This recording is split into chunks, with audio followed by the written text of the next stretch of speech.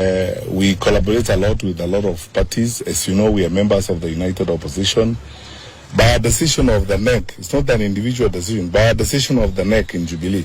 And we continue working with all our colleagues and parties in the United Opposition very respectively, working towards a point at which we will discuss the presidential candidature and what will happen in our participation in the elections in 2027. And all that we are doing with full respect and understanding that in democratic practice people have rights to express themselves, have rights to belong, have rights to associate and engage however they choose to engage. Our party leader too, despite the fact that he's a retired head of state, he has a right to engage, he has a right to participate.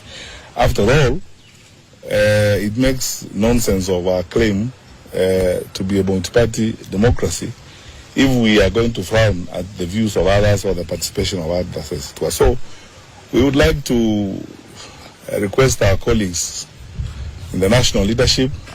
We believe they have much more work to do that they need to spend time on, so that they'll spend less time on our party leader